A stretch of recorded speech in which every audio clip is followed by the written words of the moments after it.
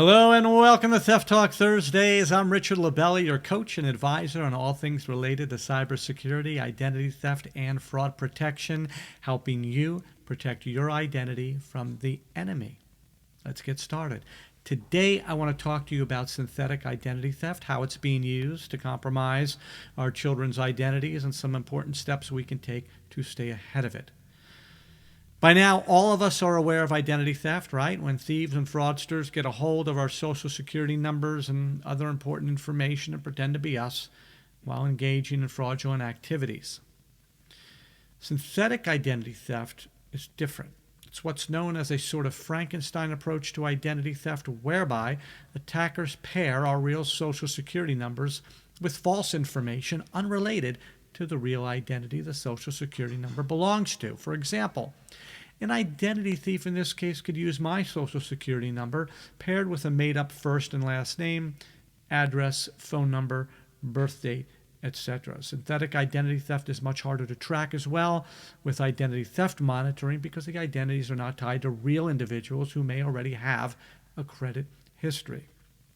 Also, synthetic identity theft and fraud have much longer lifespans than true name identity theft because the objective is to maintain a position in society long enough until the identity has accomplished its goals, such as to hold a job, build up a strong credit history, acquire more lines of credit, purchase cars, homes, travel, and more.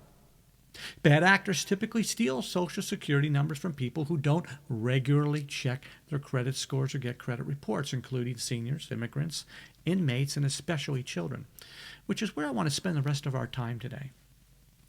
The biggest challenge in the fight against identity theft and fraud comes down to our children, believe it or not. Criminals will seek out a child's social security number in a synthetic identity theft job because parents typically do not check their child's credit reports or history. I mean, why should you, right? No child should have a credit report. Well, unfortunately, more and more fraudulent crime is being conducted using synthetic identities by using our child's social security numbers. This is really important. I don't want you to ignore this because if your son or daughter are victims of identity theft and you don't know about it, when it comes time for them to acquire a loan for college or purchase a car, they won't be able to if they have bad credit as a result of identity thieves skipping off on payments they were responsible for. So, here are 5 important steps I'd like you to take to make sure your child is protected. More importantly, your child hasn't already become a victim of identity theft. Number 1, check if your child has a credit report. If your child is under the age of 13, as a parent or legal guardian, you should inquire if your child has a credit report with each of the 3 credit reporting agencies. If your child is older than 13, they can use annualcreditreport.com to obtain their credit report for no charge on their own.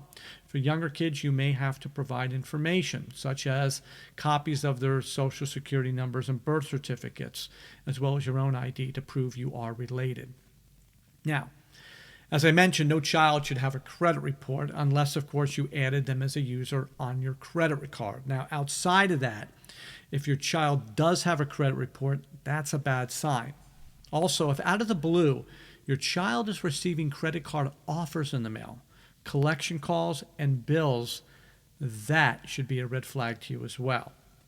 Let's go on to number 2.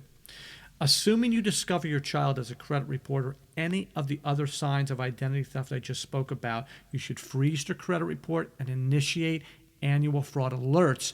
If your child is under the age of 16, you will be required to initiate that freeze. Now, if your child is 16 or older, they can do it on their own. This is called protected consumer freeze for a minor. Number 3, report fraud by opening a police report and completing the fraud affidavit at identitytheft.gov. You will need this information on file if when you need to prove your child was a victim of identity theft, so your child won't be on the hook. This goes for all identity theft victims.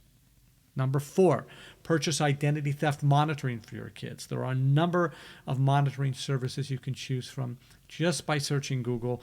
This would also be an excellent time to educate yourself and your children about the dangers of identity theft and fraud.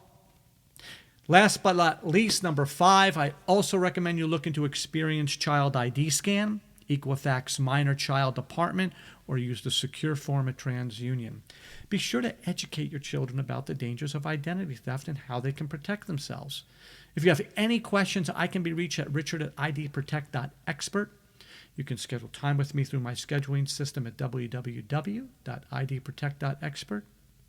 Stay safe, everyone.